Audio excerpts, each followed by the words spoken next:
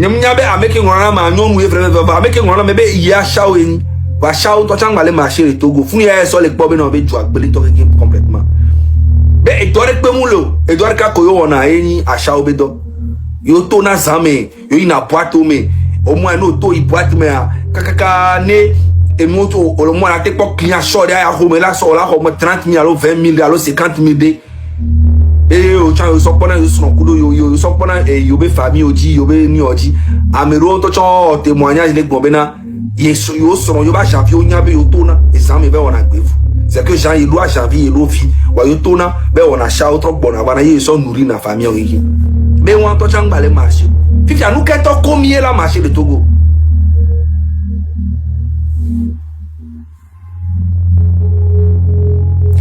Y'a même quand que mi dava YouTube a dit des filles mi là-bas par TikTok anglois mi TikTok a au banim la film pe ne pe ngbalé son c'est une créer compte qui pe on les s'attaquer donc ane mi va fi ane mi pas partir ko nyona mi a couper mi a trouver partager c'est que mi doit son fi on be mi awe là no relayer ko pas ne pas le TikTok a partager la film pe ne a chao tient les bombe na asia ngbalé son mais c'est que c'est grave.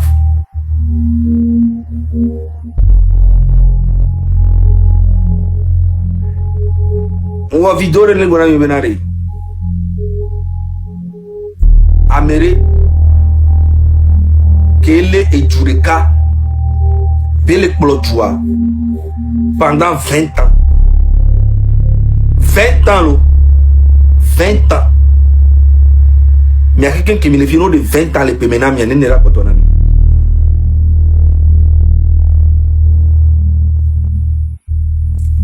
20 ans mais on tout stade de 4 ténamions 20 ans mais on tout parlait de la culture de 4 ténamions 20 ans mais centre artisanal de 4 ténamions centre artisanal le lomo centre des aveugles et les balimés ou centre artisanal de fond apparemment violent centre artisanal ou un centre des aveugles on prend soin des les balimés font nous ils font la seule cocolita hein les lomo centre artisanal mou que me va et nous sous bon les criminels quoi c'est vrai mou tout université hier 4 tinami to cha le Togo kaka mia gbobena les université grande quand to cha te mou tunami mou tout conduit les 4 te to cha nami les 20 ans voir avant qu'il y ait 20 ans et toi au 38 ans au pouvoir ce qui veut dire quoi presque 60 ans au cours de toi, yo olek blodjoa.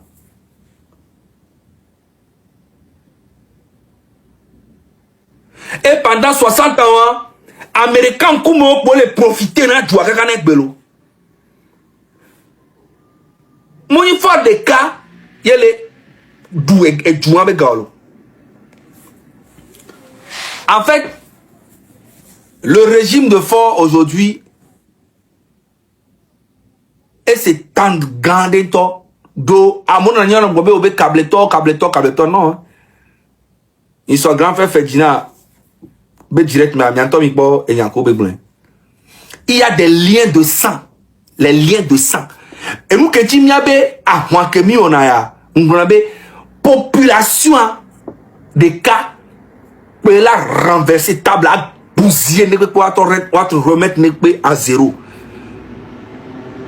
Population à des cas, peuple à des cas, pour la théorie. C'est que c'est à béton là tout massivement, il y a mais paiement ya homo. Parce que faut n'asimia et les poroko roi vo. C'est les poroko ba mais c'est et nous doit surprendre. C'est bien que la date de nuit avec peuple mais on doit annoncer date de peuple. C'est que et nous tu crie da déclencher les Lomé, les Togoa, surtout Lomé. Et nous tu curé et da déclencher colère de les Togo à venir fort un toc boya du cas la chose les cas macarodio elle a fait blaguer elle a des militaires auto elle a des milices auto Ndogwena mesame hein Zagabambo bon bref mais Anton Minia vivant toi dit donc à ekmemile le pot me font depuis 6 heures et le temps de méditer pour toi. Après, on va les tomber. En fait, nous quand on dit comme le débat bientôt nous quand débat mais aussi be argument contre argument débat moule normalement quoi. Amero les plodjou depuis presque 60 ans. Il y a un temps il quoi état que me et jouale. Amérique pentom ya guto me toi pentom me le Togo mi tona nya fi be Togo les on. Mi un temps il quoi et péon bana. C'est que domaine de pentom le Togo vivien pour la bena bon domaine il y a franchement ameko lo dans le sim Togo hein. On les licencie au mien on le tourne amolo le font le depuis 6 ans depuis 8 ans. On y a une tourne non par mois 52 000 les sim Togo et vous qui est toxique. Ah mais là c'était les Zanguera. Là ben on les caca porné. À nos amis dans les retours. À Boumou, à quoi Viadi, à quoi Soadi. Mais tu sais Togo, c'est que bien n'anya garo nya quoi. C'est que bien garo débat. On a licencié mais on t'entend 200 millions sur les licences. Ah non toré mais on dort pendant 6 ans 8 ans on a licencié on a sur 200 000 francs dans l'homme. On me le cotiser dans la retraite, on me le cotiser dans le social, on me dit on te l'a dit là tout fait non. C'est que éduquer mais il y a ganani mais to go mis le débat. Et de vous tu cries que ni mia to sika beni. Fonya simbe koube famille kutoa on le doit on ruiner on loga. Muni be gam le wasi e le wasi on le dit be wa no kwa mi nyano doya. Et nous que quand même les séons en fait. Fonya simbe koube gouverne on le exprès. Muni be on le dit be ya muni be gamulo la so we on loga so dade on le dit be na re. Togo vione no à l'aise parce que même il a l'aise à mais là on revendiquer nous. Donc à mec à dolé ou à et yo contrôler là. C'est ça.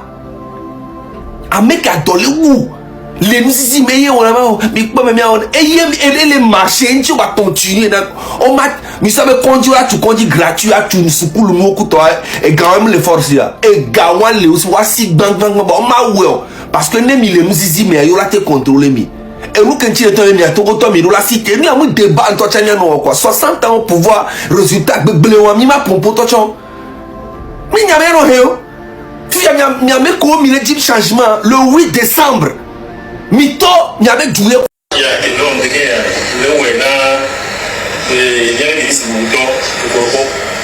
et il y a un message quand les gens voient là il y a du là et PCM, son excellent fort, ça là, si bien bon. Et puis, Capitaine Yangni, et nous les bio Capitaine dans le Togo, suite à la dans la, on a eu un ingénieur encore. Capitaine doit attirer au sol. Bref, on peut grand frère avec vidéo ni so minyan ka mo so ro minyan ke ti nyen gbolo me yan ni gbolo be yan parce que bombo klate esprit de lâcheté qu'il est là maintenant Togo majoritairement. Ayez les l'emmener et bien les défions. Il y avait président Boubouton, il y avait président Boubouton, il y a capitaine ni miantom, il y a bosso diaspora, il y a investi et mi bova il y a 100 millions moi embauché dans mes 35 néné va atimulo donc abeli kile konya boda onya o la be na Togo et domaine de que me blé parce que tu ne penses que à toi parce que on aller coller pompo ezebe nous connaît ouais ati la si au sol au le capitaine donc on a dénoncé des peuple béré ça se voit direct tu n'en as rien à foutre c'est parce que nous a touché on temps il y a un petit leur vidéo il y a vidéo même président Boubouton il y a Boubouton c'est un message que tu envoies indirectement ou directement au gouvernement que ouais même gérer nya maté bon enfant c'est ça et j'avais raison. Il y a quoi de vidéo vegan qui on m'a so gawa avec les hectares na do attirer di ba miena son capitaine d'or bombo clat mais quoi là non et ben vidéo vegan ya mi quoi ils sont ils sont gawa les ba vidéo les et un composo attirer yanti voilà m'ont interpellé il y avait Denis Boubouton et qu'on a attiré Nyoko il y avait Nyongwa et Apeto Boubouton de Djikokoko Apeto Boubouton il y avait ministre Boubouton qui a attiré Namia Capitaine on détient mais pour attirer pour autant et les gars ont été à Timulo ni le parti lo do mbe ame ya no lo achi conteneur ne vi jembe no bo ya no ma video ko le ko bu amedo o mo bu amogbo mi be president bu buto mi ministre bu buto ya ora hwati ya kuto nda man na capital ko capital ko no na momo ko pe o me no o du ya mken c'est ça et nous keni to ko to problème en ti fort ni asino ku to le plot 60 ans ya. C'est que ne togo to re to egbe to chava bena yele wonde yo to yi imagine me am ke to ye nwe ba ho a opon ke ba lo vivie opon ke ba lo c'est ça amela to so on ton ku me so gila nigba bombo klato on to be doa china so no capital do le do bona mesia me zaga bambo ni so mo vidéo les pages ni di mbe nene ostrade damiba so i Burkina. On va dans le commentaire, vous pouvez oh Zaga, on est décevoir, on a fausse information, le gouvernement doit démentir, va dire fake news, Fifi allez 3 jours après que me récupère au estrade, à l'homme estrade. Hein? Bon, bonne nouvelle de Tchanlé, n'a pas d'ami. Nos Dio, les Togo. Yo aussi le Togo, yo le Togo a no quoi. Omda iso ma vomi. Paradiso direct. Ote on nous vend depuis omda iso ma vomi. Parce que o les o ma vomi vo. Zo ma vomi ko le aeni Togo. Donc a bonne nouvelle benialo. No quoi paradiso direct. Et on change paradiso a. Ne m'a été rassuré mieux. Ne mi couvre king bo mi entend m'avait vérifié. Merci. Eke mi foro Zaga bambo in any place never manqué mi vide mi ba mayo mi ba me kele krajon monsieur Kokuruko ministre de l'éducation primaire et secondaire et bon bref ameyo wa pervers potia ko yona nyame ya ebe dossier le bon bon e ma glisser vite cuire kanami. Ne togo to aso po benadi combat ke mi le wa mi nya nu sugbo le gbodo mi ke mi le pa ame o le ke o ma te pro togo beju ame o le ke le forti be o le obodo gouvernement ame a en France de fille de yovo nyon no divi souvir ka a on 20 ans ouais 19 ans ken bo be jo le yovo dia le fille ko be bagara lo so yi lome ke be lome e be le toku me ko Kaidogbe ke gbrami je suis la marraine et ben le tokui et ben profiter le Kaidogbe di soro système ame wan su am jina chaba mo ne nya be yoku Kaidogbe ye son ya ra wo si e wona npe ne se be Kaidogbe am nya gbe to be ni o ingratitude grande de la menée de base et en plus amere be nya et critiquer na kableto et ne muni ya demanti wa o critiquer na sibe kableto o critiquer na foranton le nous gomme la mogbo okudo pas comme à Dourvi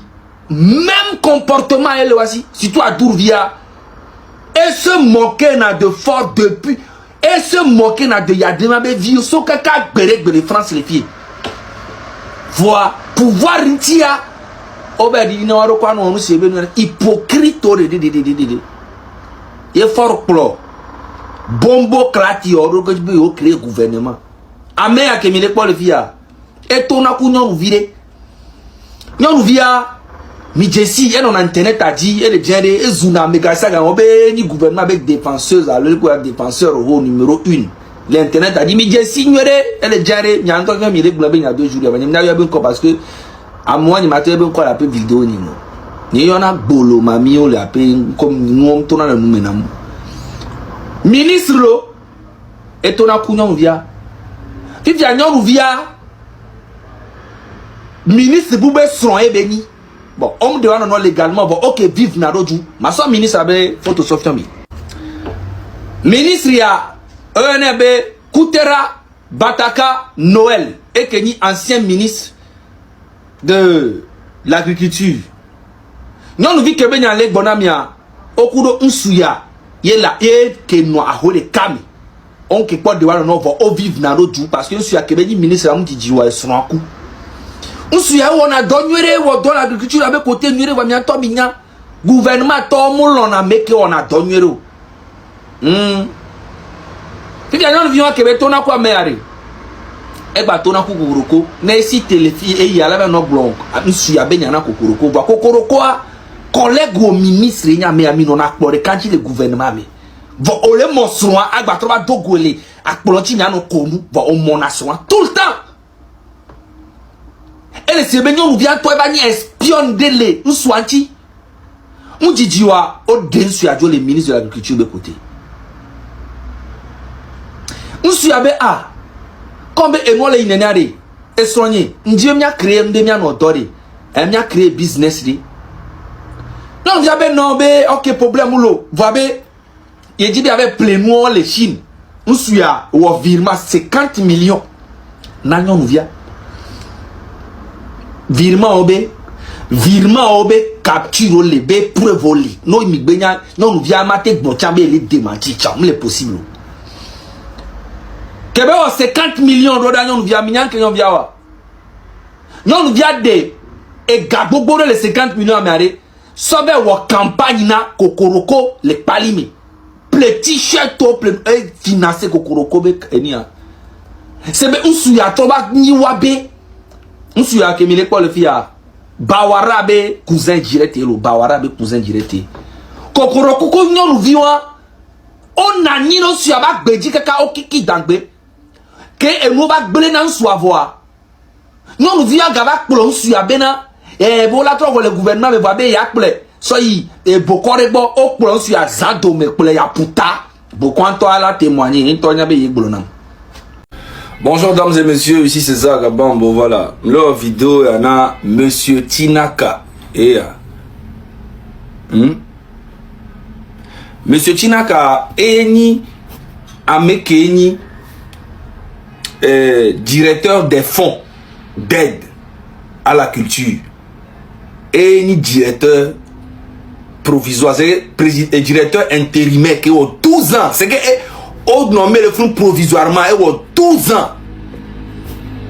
Na fond d'aide. Mais voilà, on a compte avec beaucoup parce que il fait partie du régime. C'est ça le Togo. 12 ans que na fond d'aide à la culture que est géré na fond. Un cas pour bureau avec Paulo parce que il est en même temps. Regardez. Vous voyez, en même temps, le monsieur là, Tinaka, monsieur Tinaka là, il est en même temps le préfet d'Agouanivé, pendant qu'il est directeur des fonds d'aide à la culture, il est en même temps aussi préfet d'Agouanivé, et en même temps aussi, il est le secrétaire général du ministère de la communication et de la culture. Et Magona Mikobena, fonds d'aide dans toi qui est directeur na provisoirement, oui, bureau avec Paulo. C'est aléaré et zanaga ebe fo non mia mi po ajavio ko be ajao junior kuolo va musu ya so ebe kosodo appel au projet mais c'est ajao ben koto be hoga va me aku ça il s'en fout, il connaît rien, il est là-bas seulement il s'en fout. C'est ça le Togo. Enquête de Pemda Nanio Omda Bounari Pepeno parce qu'il fait partie du régime. Et nous, Yawena, Américain, l'a accumulé et tout. Et n'a pas jeune vieux, les soukoula, le maîtrise diplôme, on voit, se retrouve sans emploi à cause de ces vieux-là. En tout cas, on est ensemble. C'est moi, Zaga Bambo. Quand je parle de toi le lendemain, tout le pays en parle. C'est comme ça.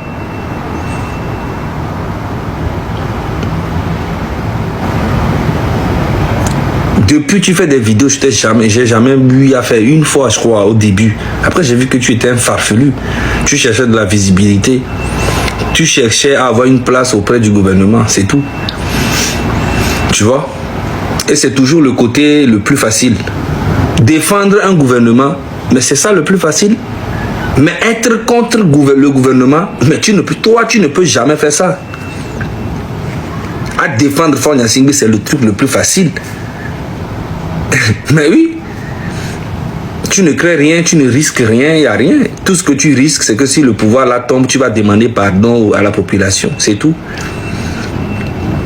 Dès que Fogna Singbe tombe, tu ne vas pas tomber avec lui, tu vas demander pardon à la population.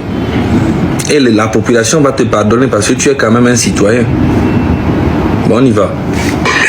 Vous êtes tellement faible en communication, c'est trop facile de vous accrocher. Tu vois, en fait, ce que tu es en train de dire là, c'est trop facile de vous accrocher. Tout ça, c'est des mensonges. Je savais. Tu es comme l'autre qui est aux États-Unis là. Vous êtes même chose, c'est de la manipulation.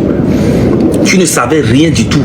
Parce que dans ta vidéo, toi-même, tu as dit que cette vidéo que je suis en train de faire, je sais que peut-être je peux aller en prison. C'est toi-même qui l'as dit. Tu étais très sérieux dans ce que tu faisais.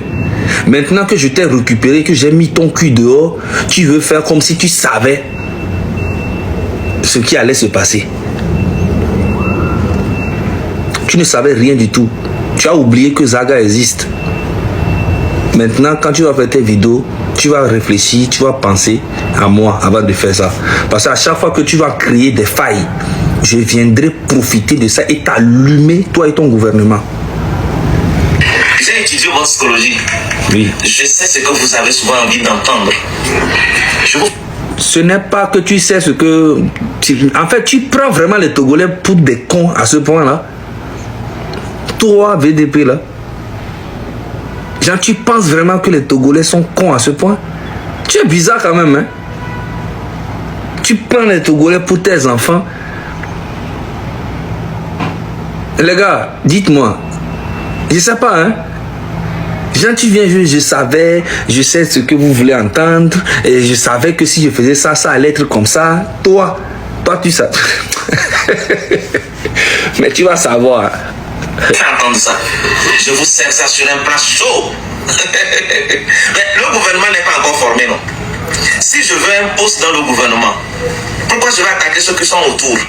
Normalement, c'est au cas où le gouvernement est formé et que peut-être je n'ai pas... Mais tu viens de les attaquer. Tu as attaqué tout le gouvernement, tu as attaqué les responsables, tu as attaqué tout le monde.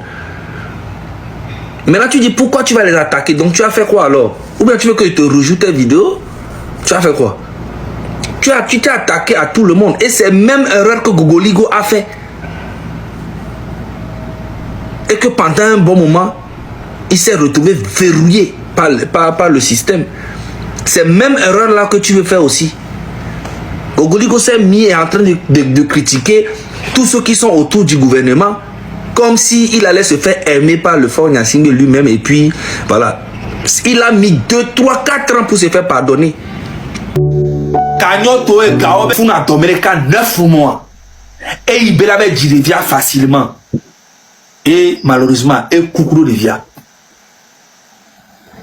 Est-ce que vous imaginez? Et ça, Nemi les blancs. Nemi les blancs. Né Amo les blancs. Parce que c'est la femme de Abaoué. Sinon, les Togolais lambda qui meurent tous les jours dans les hôpitaux. Non, nous, on les coups, les condis, les vididis, mais les Togois, on ne peut pas compter. Hein. C'est parce que même Jessie, autant qu'Amérique, pas un boulonneur. Ne on me n'aurait coups vidjan. À mon lac, tu le quartier ne peut pas. Voilà, gâteau de coups, mais si on a CVV.